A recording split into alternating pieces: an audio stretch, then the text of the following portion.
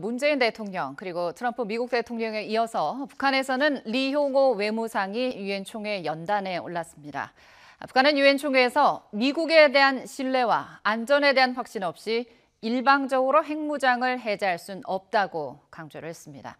자세한 내용 김용현 동국대 북한학과 교수 또 신범철 아산정책연구원 안보통일센터장과 함께 짚어보도록 하겠습니다. 어서 오십시오. 예, 안녕하십니까? 네. 먼저 오늘 새벽에 있었죠. 리홍호 외무상의 유엔 총회 연설부터 직접 들어보겠습니다. 미국에 대한 신뢰가 없이는 우리 국가의 안전에 대한 확신이 있을 수 없으며 그러한 상태에서 우리가 일방적으로 먼저 핵무장을 해제하는 일은 절대로 있을 수 없습니다. 선비핵화만을 주장하면서 그를 강압적으로 실현하기 위해 제재 압박 도수를 더욱 높이고 있으며 지호 종전선언 발표까지 반대하고 있습니다. 한 15분 정도 연설을 했더라고요. 한마디로 요약을 하면은 북한의 비핵화 의지는 확고하다. 하지만 일방적으로 핵무장 해제는 하지 않겠다. 미국이 먼저 행동을 해야 된다. 이런 얘기 같아요.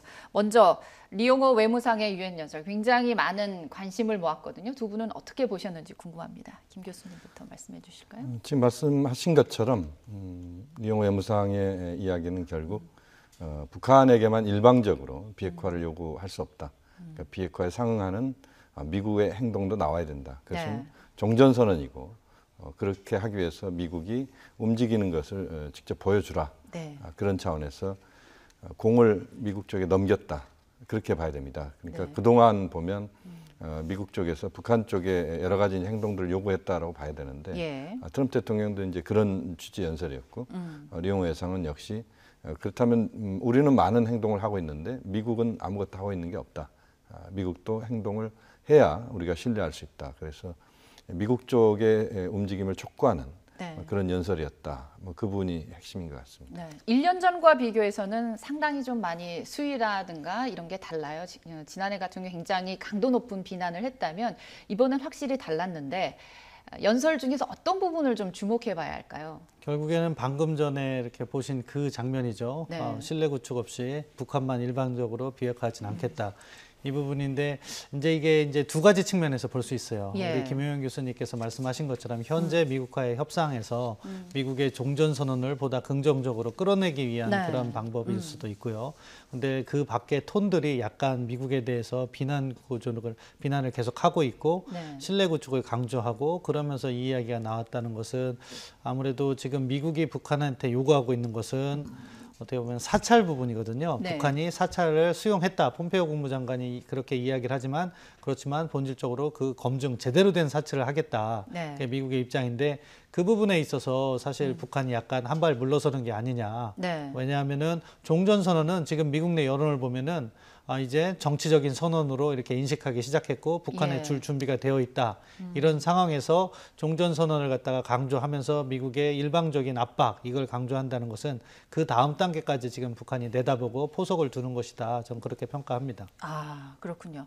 어쨌든 15분간 연설 내용을 쭉 보니까 신뢰를 강조하거나 불신을 비판하는 그런 표현을 18차례나 썼다고 하더라고요. 그렇다면 일부에서는 그 남북 정상이 합의한 9월 평양 선언문 내에서 구체적으로 드러나지 않았지만 뭔가 플러스 알파, 김정은 위원장의 메시지나 이런 것들이 유엔 총회를 통해서 뭔가 조금 표현되지 않을까 이런 기대도 있었거든요. 그 부분은 아무래도 폼페이오 장관의 방북 과정에서 보따리가 풀리든지 또는 북미 정상회담에서 풀릴 것이다. 그렇게 네. 봐야 됩니다. 지금 이제 리홍호 외무상의 발언들을 보면 한 가지는 좀 이야기를 하는 것 같습니다. 예. 어떤 부분이냐면 비확산에 대해서 이야기를 하고 있거든요. 예. 그러니까 미국의 우려 사항 중에 큰 우려 사항은 비확산 부분이기도 합니다. 그러니까 예. 그 부분에 있어서 북한은 비확산을 하지 않겠다. 그런 입장이 리홍호 외무상의 입을 통해서 이번에 유엔 총회 연설에서 이야기가 나왔거든요. 예. 그것은 아무래도 북한이 미국 쪽에 줄 수 있는 추가적인 선물 중에 하나다 이렇게 봐야 되는데 그 정도 언급이 나온 것이고 나머지 부분들은 아무래도 지금 10월 초라고 이야기를 했습니다만 폼페이오 장관의 방북, 네. 이 방북에서 김정은 위원장과의 만남 그 속에서 어떤 식의 정리가 되고 네. 그것이 북미 정상회담까지 가는 탄력을 만들어내느냐. 그게 현재로서는 지금 가장 중요한 우리가 주목해야 될 부분이고 그것이 어느 정도 성과가 나온다면 빠른 속도로 북미 정상회담으로 가는 그 네. 경로가 될 것으로 보입니다. 네. 우리가 이제 그 연설 내용을 하나하나 좀 짚어를 보겠습니다. 리용호 외무상이 그런 얘기를 했어요. 제재와 압박 속에 비핵화는 있을 수 없다. 단계적인 보상을 요구한 건가요? 어떻게 봐야 될까요? 네, 그러니까 결국에는 아마 북한도 제가 다음 단계를 이야기하고 있다는 그런 말씀을 드렸는데 지금 종전선언 부분은 어느 정도 조율이 이루어지고 있는 것 같아요. 예. 왜냐하면 폼페이오 국무장관 스스로도 종전선언과 관련해서 뭐 고려하고 있다 이야기를 했으니까. 네. 그런데 이제 북한은 그 다음 단계에서 이제 단계적인 제재 해제 이런 부분도 암시를 하는 거죠. 예. 그렇지만 이제 미국 같은 경우에는 그 단계로 가기 전에 북한 핵시설에 대한 제대로 된 사찰을 하겠다. 그래서 검증을 강조하고 있는 거고 현재 서로 북한과 미국이 다른 입장을 계속해서 내고 있는 것은 물밑에서 협상을 조율하는 과정에서 어떻게 보면 공개적인 장소에서는 자신의 이익을 극대화하는 발언을 하고 예. 있다. 이렇게 예. 평가할 수 있는데요. 근데 이것이 조율이 잘 되지 않을 경우에는 어떻게 보면은 남북 정상회담과 한미 정상회담을 통해서 만들어 놓은 이 대화의 토대가 또 다시 지연될 수 있는 우려가 있기 때문에 네. 앞으로 1, 2주가 상당히 중요하다. 그러니까 말씀하신 것처럼 폼페이오 국무장관이 보다 이른 시기에 북한을 간다면은 그 부분이 조율이 잘 되고 있다 이렇게 평가할 수 있는데 네. 이번 주를 넘기고 발표가 아직 나지 않는다. 예. 그러면 그때부터는 이것이 또 장기화될 수 있는 그런 우려를 물리 안고 있다고 협상이 잘 되지 생각합니다. 않는 거다라는 예측을 할 수 있다는 것이죠. 이 부분을 조금 더 짚어볼게요. 리 외무상이 그런 얘기를 했습니다. 이미 핵실험 또 탄도미사일 시험 중지했고 네. 핵시험장도 폐기했다. 네. 우리는 조치를 계속하고 있는데 이제는 미국이 상응한 조치를 해야 되지 않나 이런 요구를 했습니다. 북한이 거론하는 요구하는 상응 조치, 종전선언을 비롯해서 여러 가지가 있겠죠. 그렇습니다. 우선 뭐 종전선언입니다. 지난번 평양선언에서도 북한이 동창리의 영구 폐쇄를 선제적으로 하고 네. 그 다음에 미국이 상응 조치를 하게 된다면 영변 핵시설을 영구 폐기하겠다 이런 이야기를 했거든요. 예. 결국 그것은 미국과 북한의 지금 북미 관계 대화를 풀어가는 데 있어서 비핵화 평화체제 논의가 실질적으로 연쇄고리를 만들어서 가야 된다는 것입니다. 네. 다시 말씀드리면 북한이 먼저 행동하면 미국이 거기에 상응하는 조치를 취하고 네. 그것은 현재로서는 종전선언입니다만 예. 그 다음에 또 북한이 영변 핵시설 폐기와 같은 그런 조치를 취하면 그 다음에 미국이 조치를 취하는 이런 과정이기 때문에 북한 입장에서는 미국이 충분히 북한이 행동할 수 있는 조치들을 취해줘야만 예. 그래야 북한이 그 다음 단계로 간다는 것이죠. 그러니까 네. 지금 이용호 외무상의 발언은 미국에게 요구하고 있는 겁니다. 우리가 행동할 수 있게 너희들이 먼저 중간에서 그 밑그림을 그려줘야 그 다음 단계로 가는 것 아니냐. 뭐 그런 차원에서의 상호 연쇄고리를 만들어 가자는 그런 취지의 발언입니다. 북한은 이미 중대한 선의의 조치들을 먼저 했으니까 이번에는 네. 너희들이 보여줘야 된다 이런 얘기죠. 네. 이런 분위기에서 이제 그 리용호 외무상의 연설이 있고 난 다음에 그 비슷한 시기에 이제 김일성 종합대학 총장이죠. 그러면서 고등교육상인 태영철 그 총장이 이런 얘기를 했어요. 종전선언과 평화협정은 한반도 비핵화의 실질적인 진전을 가져올 수 있는 전제 조건이 될 것이다. 이거 역시 같은 맥락에서 나온 얘기가 있죠. 예, 뭐 같은 맥락이라고 보는데 지금 북한의 이렇게 협상 전술을 보면요. 기본적으로 외무성이라든가 또는 김정은 위원장 또는 김영철 이렇게 부위원장 이 라인에서 나오는 말은 그래도 절제가 돼 있습니다. 그런데 그 주변에서 그러니까 이번 태영철 김일성 종합대학 총장이라든가 아니면은 우리 민족끼리라는 그런 웹사이트라든가 또는 최근에 1.5 트랙에서 나왔다는 얘기는 사실은 북한의 공식 입장보다 한 발 더 나가는 거죠. 이번 같은 경우에는 또 뭐가 문제냐. 평화협정까지도 비핵화 조치의 실질적 전제 조건이라고 하면 이건 우리 정부의 입장하고도 다릅니다. 왜냐하면 우리 정부는 대통령께서 마지막 단계라고 이야기를 하셨거든요. 그러니까 종전선언에서 한참 더 나간 그렇죠. 거예요. 그러니까 아마 북한의 또 다른 차원의 협상 전술이라고 저는 평가하는데요. 아무튼 앞으로 비핵화 과정에서 전반적인 로드맵을 만들 필요가 있다는 것이 이런 식으로 그런 부분을 정리하지 않고 나가다 보면 나중에 어디선가에서 충돌해서 더 진전을 보지 못할 가능성이 있거든요. 이번에 평양공동선언에 대해서 좀 아쉬운 부분이 있는 것은 이렇게 북한에 따로따로 떼어 협상하는 살라미를 갖다가 우리가 수용했다는 건데 저는 그것이라도 전반적인 구체적인 로드맵은 필요하다. 예. 그러니까 이제 영변 핵시설 다음에 북한의 은닉시설이 포함되느냐, 그 다음에 핵물질과 핵시설이 포함되느냐, 네. 그리고 그것에 맞춰서 종전선언은 언제 해주고 평화협정은 언제 해주고 제재 해제는 언제 단계적으로 간다.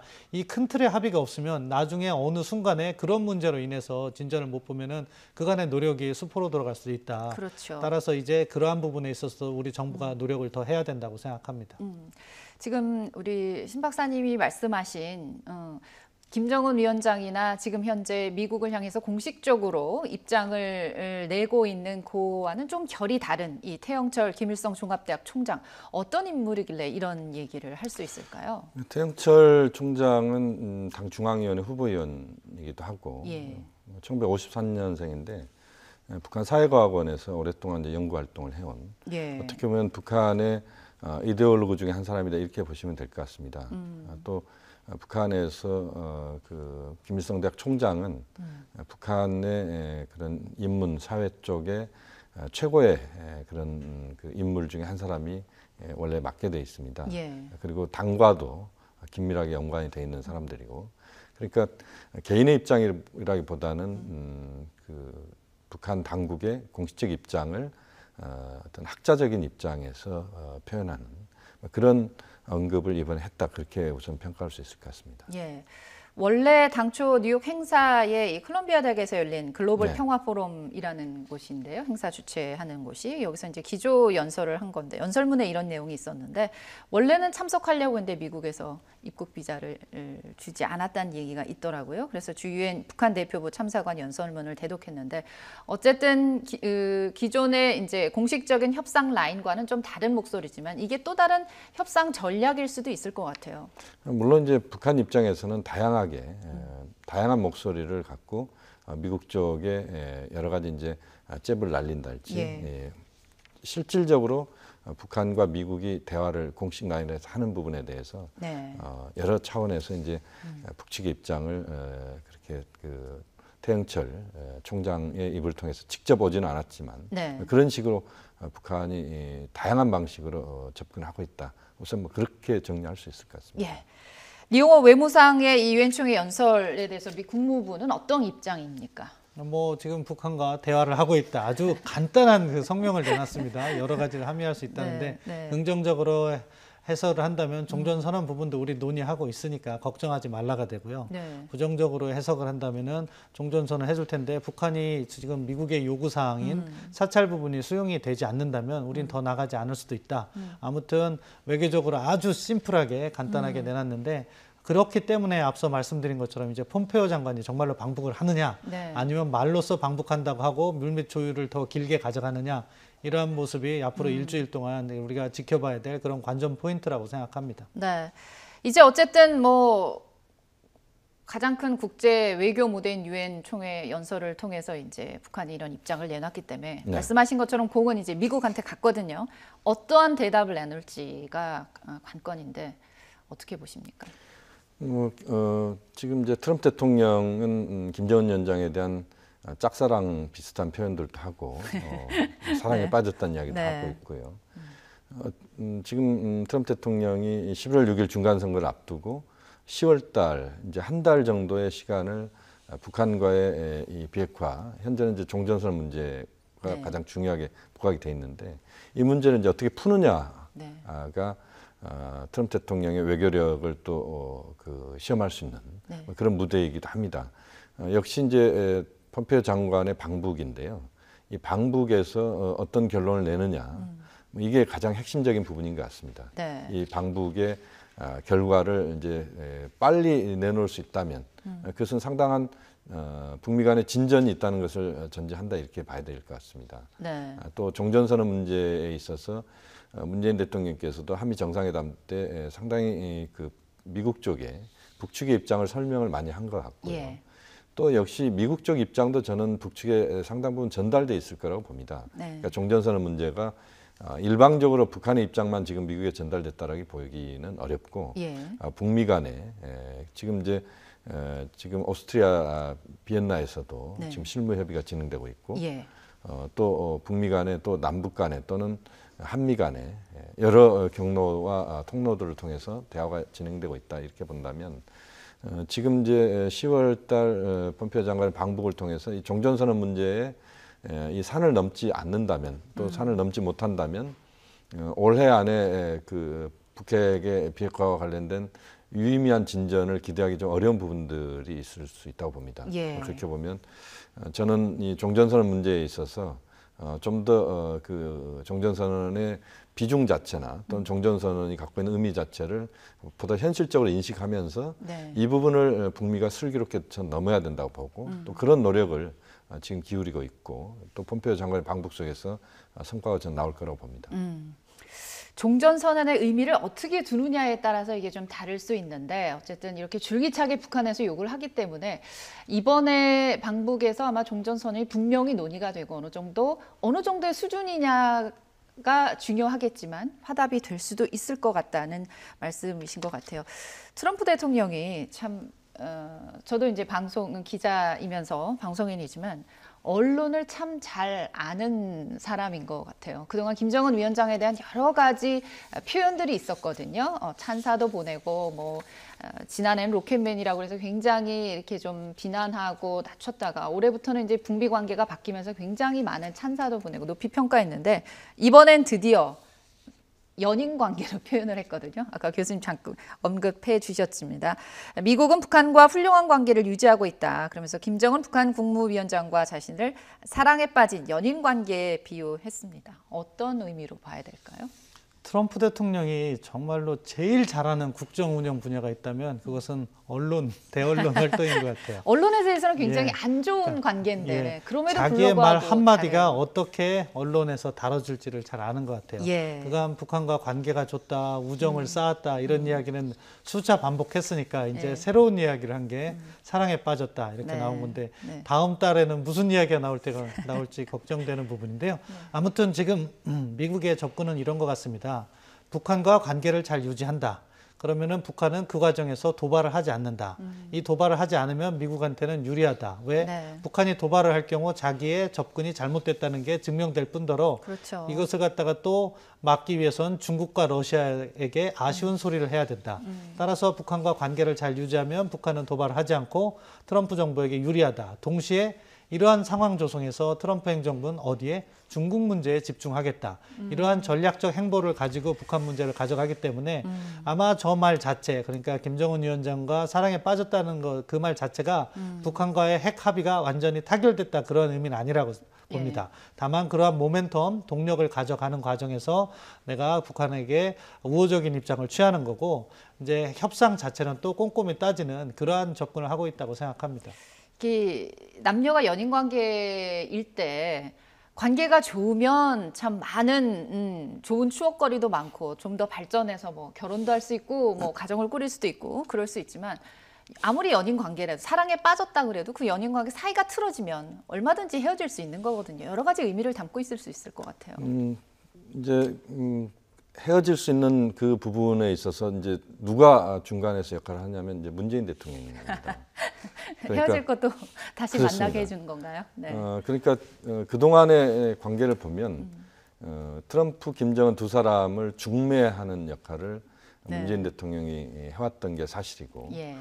현재 트럼프 대통령의 표현을 빌리면 이 중매가 어느 정도 수준에 도달하면 이제 그때부터는 진짜 사랑에 빠지는 뭐 그런 관계일 것이고 네. 또 그 과정에서 지금 말씀하신 것처럼 어떤 문제가 발생하거나 또는 서로 상당한 그 다툼이 있거나 할 때 역시 문재인 대통령이 중간에서 그 역할을 또 해내는 이게 네. 현재의 구도라고 봐야 됩니다. 예. 그렇기 때문에 이제 그 문제에 있어서 저는 이제 한국의 역할이 앞으로도 계속 중요하다 이렇게 봐야 될 것 같고 네. 또 하나 이제 중요한 부분은 트럼프 대통령도 역시 지금 이 상황에서 기회를 정확하게 포착하지 못하면 네. 북한 핵 문제를 풀어가는 데 있어서 다음에는 기회가 굉장히 어려워질 수도 있다. 네. 그런 측면도 트럼프 대통령이 생각을 하는 것 같습니다. 예. 그래서 역시 그것은 이제 김정은 위원장도 마찬가지인 것 같고 네. 어떻게 보면 지금이 천우 신조의 기회인데 네. 이 기회들을 어떻게 활용할 수 있느냐 또는 잘 풀어가느냐 여기에 대한 새 지도자 간의 화학적 결합을 좀 더 튼실하게 하는 것이 더 중요하다고 봐야 될 것 같습니다. 네. 어쨌거나 뭐 한미 정상이 만났을 때 문재인 대통령이 트럼프 대통령 입을 통해서 직접 그동안 굉장히 교착 상태에 빠졌던 북미 간의 관계를 확 풀었어요. 2차 북미 정상회담을 바로 재가동할 수 있게끔 만들었고, 바로 그래서 이제 폼페이오 국무장관이 이제 10월 초니까 결국은 10월 첫 주 정도가 되지 않을까 싶어요. 잘 물밑 협상이 진행되면 그렇게 북미 상황이 이제 빠르게 속도를 내고 있는데, 어쨌든 말씀하신 것처럼 문재인 대통령의 역할이 사랑의 메신저에서 떠나서 이제 중재자 역할이고, 결국 공은 북미 양측이 아닐까 싶어요. 근데 이번에 말이죠, 리용호 외무상이 지난해와는 달리 뉴욕에 도착할 때부터 특급 의전을 받았고, 또 와서도 폼페이오 국무장관을 바로 만나고, 이어서 중국, 러시아, 일본, 다 외무장관들이랑 다 만났거든요. 굉장히 폭넓게 외교전을 펼치고 있어요.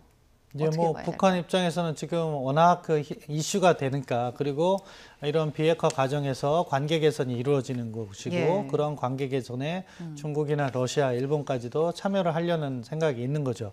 그렇기 때문에 어떻게 보면은 북한이 아까 앞서 말씀드린 게, 자신들은 비핵화 조치를 했는데 얻은 게 없다고 하는데, 북한은 외교적 고립에서 탈피를 했습니다.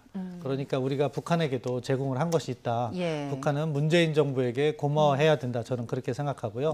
아무튼 이러한 과정 속에서 중요한 것은 비핵화를 어느 속도로 갈 것인가. 중국과 러시아는 이제 미국을 향해서 이야기를 하고 있어요. 미국도 신뢰 구축 조치를 보여줘라. 또는 뭐 종전선언에 적극적으로 임해라. 그런 목소리고, 일본과 같은 경우에는 미국 편에 서서 아직은 진정성 있는 비핵화 조치, 행동으로서의 조치가 필요하다는 이야기를 하지만, 그런 과정에서 북한은 아무튼 외교적 고립에서 탈피하고 이들과의 관계를 만들어가는 그런 과정에 있다. 그렇기 때문에 동북아의 그런 외교 정세가 더 역동적으로 움직이는 그런 상황이 아닐까, 그렇게 평가합니다. 이번에 이런 그 리용호 외무상의 광폭 행보는 그만큼 북한의 위상이 달라졌다는 것을 보여주는 것 같아요. 북한의 위상이 확실히 달라졌는데, 이제 여기서 북한이 오해를 하면 안 돼요. 뭐냐면은 이것은 북한이 비핵화로 나왔기 때문에 이렇게 달라진 위상을 보이는 건데, 속으로 우리가 핵을 가졌기 때문에 이런 접근을 하는구나. 이렇게 하면 정말 오산이다. 따라서 북한도 스스로 약속했던 비핵화 의지를 정말로 보여줌으로써 국제사회의 신뢰에 보답해야 된다. 그렇게 평가합니다. 네. 어쨌든 제일 이제 중요한 게 바로 우리한테 닥친 여러 가지 상황들 중에 하나가 이제 폼페이오 국무장관의 방북입니다. 10월 초 방북인데, 결국 뭐 여러 가지 방북 전에 물밑 대화들이 오갈 텐데 여러 가지 안건들이 있을 것 같아요. 네. 우선 뭐 지금 폼페이오 장관하고 리용호 외무상이 뉴욕에서 만났지 않습니까? 그 만남에서 폼페이오 장관은 매우 긍정적인 만남이었다, 이렇게 이야기를 했습니다. 그러니까 그동안 북미 간의 전반적인 그 접촉이나 또는 그런 여러 가지 공식적인 회담이나 이런 걸 보면 부정적으로 그 표현되는 것들은 없습니다. 그러니까 최근의 상황들을 보면요. 그렇게 보면 저는 북미 접촉이 그동안 난기를 형성했던 비핵화 조치와 종전선언 문제에 있어서 뭔가 흐름들을 좀 찾아가고 있는 것 아닌가. 그러니까 북한도 좀 반발적 좀 물러나고, 미국도 좀 반발적 물러나서 비핵화의 여러 조치와 종전선언 문제를 형식은 시간차를 두지만 내용상 거의 동시 행동으로 가는 그런 쪽으로 저는 정리가 되고 있지 않느냐는 판단입니다.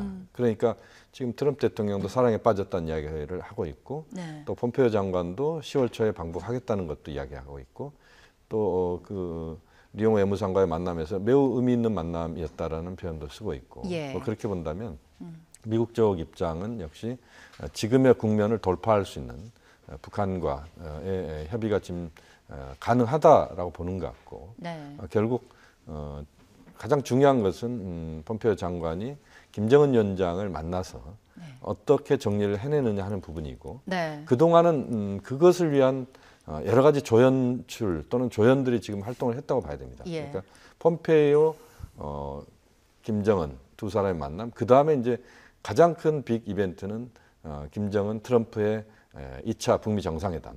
그것을 위해서 지금 모든 것들을 지금 만들어가는 과정이다. 그래서 최종적인 결론이나 또는 지금 드러나고 있는 성과들은 그것을 향해서 가기 때문에 그것이 현재로서는 그렇게 아주 공식적으로나 또는 완전히 우리 눈에 확 띄게 드러나지 네. 않고 있다. 그렇게 봐야 됩니다. 예, 어쨌든 이번 폼페이오 장관의 방북에서 종전선언 카드가 협상 테이블에 오를 것은 분명한 것 같아요. 근데 그동안 보면요, 폼페이오 장관이 이제 3차례 방북을 했고 이번이 4번째인데 카운터파트죠. 김영철 부위원장이었는데 이번 4차 방북 때는 리용호 외무상으로 바뀌는 게 아니냐. 왜냐하면 이번에 뉴욕에도 직접 리용호 외무상을 콕 집어서 초청을 했거든요. 어떻게 보십니까? 예, 뭐 지금 말씀하신 거 플러스해서 미국 조야에서도 김영철과의 협상이 진도가 느리고 그러다 보니까 이 공식적인 북한 외무성을 카운터파트로 하고 싶어 한다는 이야기가 흘러나오더라고요. 네.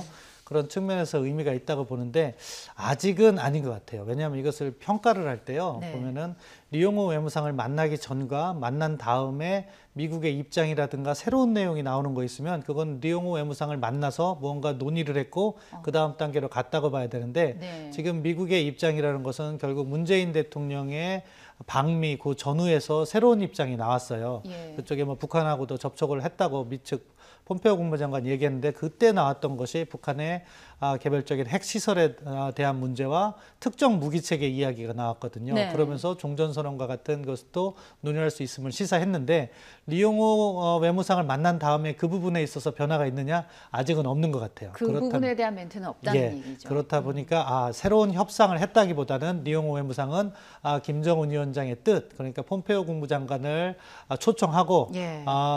트럼프 대통령과 2차 북미 정상회담을 하겠다. 그런 단순한 메신저의 역할만 이번에는 한 것 같고요. 결국에는 북한의 폼페오 장관이 갔을 때 그때 이제 리용호를 만나느냐 김영철을 만나느냐에 따라서 최종적인 파트너가 이렇게 확인될 것 같습니다. 네, 결국은 이제 평양 땅을 밟아봐야 알 수 있다는 말씀이십니다.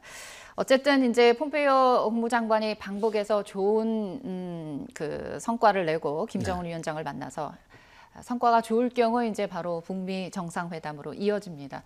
언제쯤 열릴까요? 가장 중요한 변수가 이제 뭐 미국 중간 선거 11월 6일에 있을 변수일 것 같은데 어떻게 보십니까? 이제 그 문제는요. 트럼프 대통령의 특사로 가는 폼페이오 장관이 어떻게 김정은 위원장을 만나느냐 하는 부분입니다. 네. 우선 폼페이오 장관의 평양행이 상당히 빠르게 진행되면 네. 10월 달 북미 정상회담 가능성도 있다고 봅니다.